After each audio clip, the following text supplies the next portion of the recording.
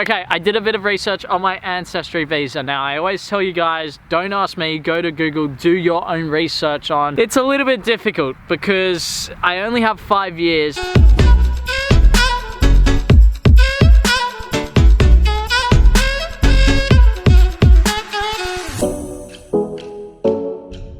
Yo, what's going on, Team Twitty? I hope you're all super well, man. Okay, I've just come up here to look at the smoke. It is bad. So usually out there is water and a bridge, and you can see across, but I can only just see some water through all of this. The smoke is shocking, man. So this is easily one of the worst days for the smoke, which means I don't really want to go out and train. But apparently tonight, the winds are going to make it go away a little bit. So the plan is to go down to the park, get a session in tonight. But man, did I get some big news today. It looks like I'm cleared to play in the UK. We had a phone call, we had emails, and everything's looking like, well, I was given confirmation that on my ancestry visa, I can play in the UK. So that's incredible, absolutely incredible. It opens up a new door because there are so many opportunities in the UK that will extend to Wales and Northern Ireland. I'm not really sure. And then England, of course. But right now what I'm trying to do is speak to people who I have connections with over there, because there is a possibility to go over in January. I just want to get as many opportunities as I can. Of course, we're not going to ignore the Asian market. We're not going to ignore North America, but I'm really trying to put myself out there as many different places as possible. Now, yes, I will eventually need to focus on one, but the best thing is to put yourself out there as much as possible, gather all the information, then kind of analyze and go, okay, well, this opportunity has this, whereas this one maybe has this, this, and that. So maybe there's an opportunity to go over in January. Maybe there's an opportunity to go over in August when their preseason starts. Maybe it's just something to know in 4 or 5 years' time when I'm playing really well and I want to make a move over to the UK. Then I go, hey, well, I can do that. So it's just a really good thing to know. So I'm having a phone call with somebody now. I'll chat with them. Oh, exciting. Okay, I was supposed to have a phone call, and I thought this next clip, which is right now,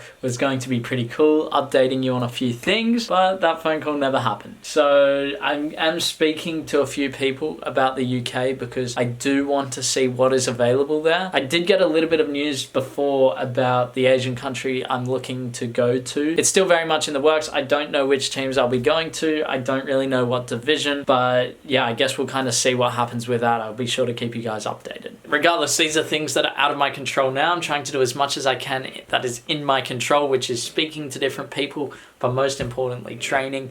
The smoke, it's getting a little bit better, man. But I assume by tonight it should be pretty okay. Gonna go down to the park, get a session in. Sam's gonna be there kind of helping because he has a session beforehand, but you know, like I always say, you have someone there with you, much better than by yourself. So that's gonna be tonight, but yeah, man, the UK looks exciting, Asia looks exciting. We are gonna have some opportunities this coming year. We're on, what's the date? The 10th of December. I tell you, man, next year, even maybe this year, we're gonna have some incredible opportunities, and it's gonna be very exciting to see what happens. Man, cooking with Tweety. I know it's dinner time. I haven't caught you guys a whole lot today because I've kind of been trying to work things out, working hard, mainly on football and then a little bit on Stepzz. I'm trying to organize like different opportunities everywhere. There is a lot of work that needs to do. I need to think about people who I can contact, actually sending out those emails, or how I actually approach it. Because with different people, you approach things differently. So for example, one contact I have, I'm just going to send them a straight up email saying this is what I can do. Another contact I have to do things a little bit differently. So it's about planning all of that out and making sure I can get the best opportunity for myself, but also not just going to people and asking directly, saying give me this, give me that, give me that. Anyway, dinner time. We are cooking up a bit of protein pasta. Got this idea off Matt. The average quantity per serving is 25 grams of protein, which is damn good, man. And then we're gonna be cooking up some beef mince. It's basically a bolognese, super simple. Put some veggies in there as well. Then I'm gonna have this, then we're going to the park. So I gotta cook this up quick, man, because I wanna get down there, I wanna train. Dinner has been made. We got the bolognese. You just had a bite, mate, and we have a lot of cheese because he doesn't get satisfied even with just a little bit. That's not a lot of cheese, that's a little bit of cheese. That's some cheese. It's a dad. It's a small dose of cheese. That's cheese. A bit of cheese. What do you think? What do you think, mate? All I got in my mouth was cheese. The cheese was good. And then Claire's got hers with some gnocchi, and I got mine. Thank you very much. Ooh, it looks good. good. We'll get a score update afterwards. Yeah. Come on, you can't kill me too hard today, please. No. Sure we can. Dinner done. What do we think? We'll start with Claire. 10 out of 10. Ah, That was delicious. I'm gonna give it a 10. That was good. Papa Tweety. You two always give him 10s. You give yourself 10s every time. Not just looks, dinner as well. Claire's so sweet she'll give anybody a 10 if the food's edible. Does she give you a 10? That's insulting. Surely not. I give it a 9. Why? Yeah, why? Not really room for improvement. More cheese? You Yeah, finished more, it. There's no more. More cheese would probably help. Oh well, That's very good. That's dinner. All right, it is mega windy. I'm heading down to the park. I think Sam's getting there like as soon as I get there. I'm not quite sure. But I organized a Jonah session for tomorrow. Anyway, let's just get down to the park. This wind is shocking. Ah man, our prime location has, I don't know, it's been destroyed or something. I don't know what's going on there. We got Sammy down here today, mate. Yeah. Training cancelled. Yeah, man. Because of smoke. And what are you wearing? Arsenal? It's Arsenal, it is. Oh, damn! Who are you wearing? About my Blood clot, yeah, you don't know. So today's session is going to be kind of light. I have a session at 7:30 tomorrow morning. So, something you can do as an extra is the Ronaldinho drill. Because remember how we spoke about that? You can kind of just chuck that in your sessions. And, you know, if you guys have extras you want to do after your sessions, that's something I said to you. Just, you know, do the sesh and then go, all right, well, even if it's a team training session, chuck down a few cones, bang, smash it man. out. So that's what we're going to do. Looking forward to it. Me too. Oh, damn. We got Stepzz grip socks on. Give us a gaze of those. Woo! And I got mine on. Oh, damn. Looking good. Mate, what do you think? What do you think? Definite best grip socks on the market. That's what I like to hear. Even sent them off to an MLS team today. Damn! And a couple of Premier League players we sent off to the other day. Anyway, things are happening, blood. Right, this drill is pretty simple once you get the hang of it. You check to one side after passing to the wall, play it there. You can kind of follow the pattern. You have 3 cones, and this is all about weight of pass. So especially for the server, you want to make sure that those 2 passes that you play in between the cones, so this one just there is a perfect weight for them to run onto, and then this one is perfect for them to run onto again. So that's the big focus there, but this one was pretty fun. I enjoyed it. Nice. Yep. Okay.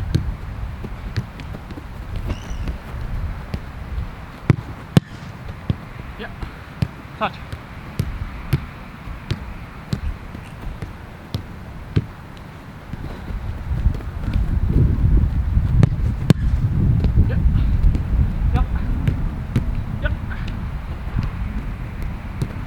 Okay, so while I explain this drill to Sam, you guys are going to listen along as well because it's a little bit complicated.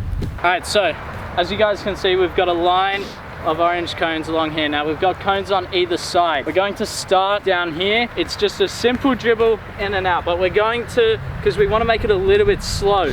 So it's going to be touch, touch, touch, touch, touch, touch, touch, touch. So outside foot, 2 touch with each. And then you kind of jump over and swap. Now, there's going to be the second person who will be Sam just there. He's going to be walking backwards with the ball as I dribble like this. He's gonna say color, either orange or red. When I'm dribbling, if Sam yell out a color, Red. Red. So as soon as he calls it, I have to go to the next red, which is this one here. So I have to quickly get to the outside. Sam's going to throw me a volley, bang. I then return my ball, and Sam, you can call out another color. Orange. So orange. So then I keep going. I get to this orange, bang, volley. I go back in. If he says orange again, I get to here, bang. And so it could just be bang, bang, bang, repeat, repeat, repeat. Or it might just only be 2 in the set. It's kind of just adapting to what's in front of you and your hearing and all that sort of stuff. This is one of the drills I'm kind of adapting from Jonah. They do similar stuff to this, so now I'm taking it and making it my own. Middle. Yep.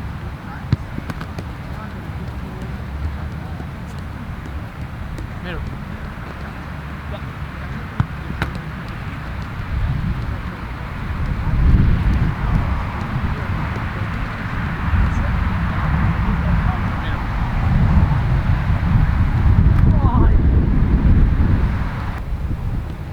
Middle. Good. Middle.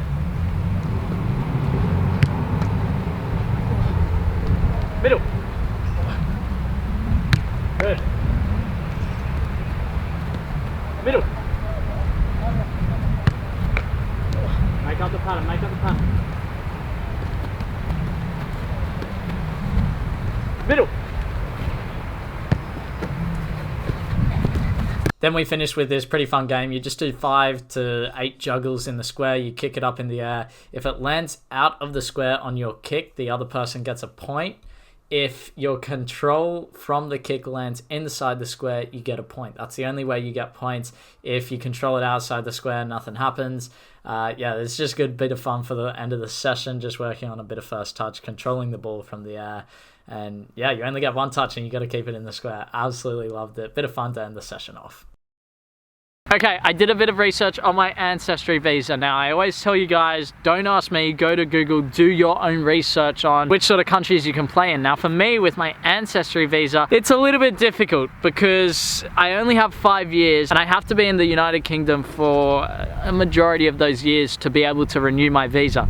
If I do not renew it, I can no longer get an ancestry visa. Then England will no longer become an option unless I play for the national team. I'm pretty sure that's how it works. So if I keep my ancestry visa, then I can apply for residency or I can renew my ancestry visa, which is crucially important if I want to keep that avenue open. So that's another piece of the puzzle. Football is this game where it's not just about what you do on the field. You need to be so strategic in where you place yourself. I don't want to play in the MPL simply because I don't see a clear avenue for myself going forward. I know a lot of people think, Sheldon, you should play in the MPL. Work your way up to MPL 1. I just don't see that as a clear pathway for me. Going from MPL 1 to somewhere else, I just don't see it. Again, football's a game of opinions. You may agree with me, you may disagree with me. At the end of the day, that's what I see in front of me. I've lived in Australia my whole life. I've seen the whole New South Wales system. I've spoken to so many people about the MPL system and I've been recommended not to avoid it, go to other countries, and I'm taking that advice on board. So yeah, man, that's something I need to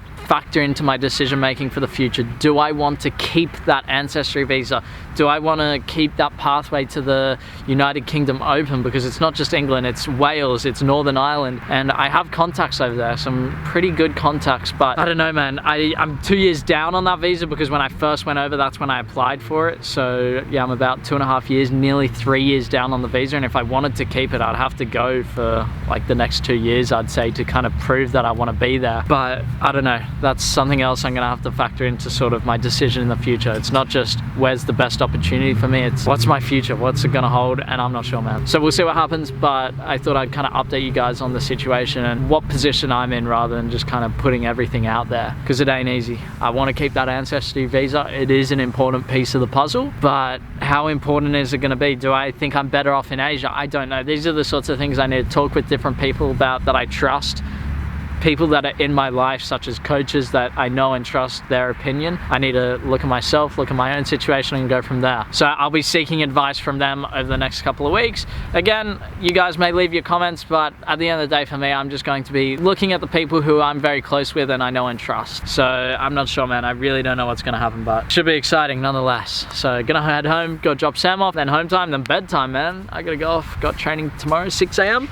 Champions League as well. Woo! Oh, am I keen for bed. I've had my shower, I'm going to sleep. Yeah, I gotta wake up at 5:45 AM. I'm probably going to bed a little bit too late. It's only 11 o'clock, but ideally I probably would have got to bed at 10. It is what it is. We need to focus on that a little bit more just so that we can try and hit those 8 hours sleep. I just need to send off a couple of text messages, well, one text message to someone over in England before I go off to sleep. I also organised to meet up with Maddie. If you guys don't know who Maddie is, then hey, you're missing out. Maddie, absolute character, Talking Bollocks podcast. It's not going to be back, but he was the co-host on that. We're going to be meeting up with him on Thursday, going for a little bit of a swim. So we'll catch up with him, having a very interesting chat because he was actually playing professionally over in England. And now obviously he's in Australia. So yeah, we'll have a chat with him, definitely about a few things about the UK, but yeah, man, a lot to think about, a lot to think about. I'll speak with Jonah tomorrow as well, kind of get his thoughts and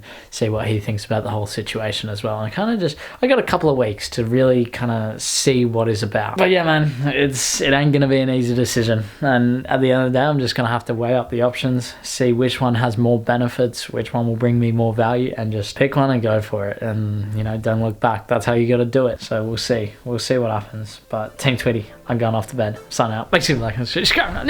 Jenny, I'll see you in a minute. Bye.